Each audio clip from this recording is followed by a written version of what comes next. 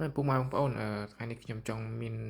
recommend ពីរកម្មវិធីដែលសម្រាប់សម្អាតទូរស័ព្ទគឺកម្មវិធី C Cleaner ហើយនិង Xingchua កម្មវិធីពីរនេះគឺងាយស្រួលប្រើប្រាស់បងប្អូនហើយវាងាយស្រួលប្រើនេះខ្ញុំនឹង recommend ឲ្យបងប្អូនប្រើប្រាស់កម្មវិធីពីរនេះ C Cleaner ហើយនិង Xingchua របស់កម្មវិធីរបស់ចិនកម្មវិធីនេះខ្ញុំប្រើរយៈពេល2ឆ្នាំហើយបងប្អូនហើយអាកម្មវិធី C Cleaner ហ្នឹងខ្ញុំទើបតែប្រើប្រាស់ដែរអញ្ចឹងបងប្អូនប៉ុន្តែបើបងប្អូនចង់ download អីអាច search នៅក្នុង Google ឬក៏ Play Store App Store អាច download នៅបានអញ្ចឹងនេះគឺជាកម្មវិធីដែលខ្ញុំបាន download ហើយខ្ញុំបានប្រើប្រាស់វាអញ្ចឹងរបៀបប្រើប្រាស់គឺបែបហ្នឹងបងប្អូន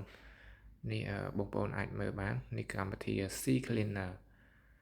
ហ្នឹងហើយនៅពេលដែលសម្អាតទៅធ្វើឲ្យទូរស័ព្ទយើងដើរស្រួលដើរលឿនអញ្ចឹងបងប្អូន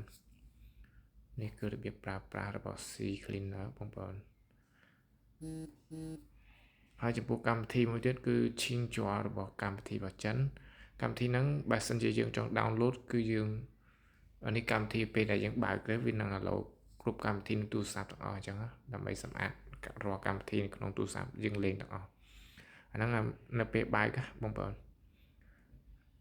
នេះនៅពេលនេះទៅសម្រឹងចាំតិចដើម្បីវាប្រមូលឲ្យមេរោគគ្រប់កម្មវិធីនៅទូរស័ព្ទដែលបានយើងលេងនៅក្នុងហ្នឹងអញ្ចឹងបងប្អូនយើងចាំបន្តិចសិនទៅបងប្អូននៅពេលដែលវាលោតអញ្ចឹងមកយើងចុច select សញ្ញាកោណហ្នឹងមកនេះដោយសារតែយើងបានសម្អាតរួចទៅវា upload អីទៀតទេប៉ុន្តែកម្មវិធីហ្នឹងរបៀប download យើងប្រើនៅក្នុង QQ Google របស់ចិនអញ្ចឹងនេះចុចមកហើយយើងវាយពាក្យXingli រហូតហើយយើងប្រើ Xingchua មកបើសិនជាបងប្អូនអត់យល់អី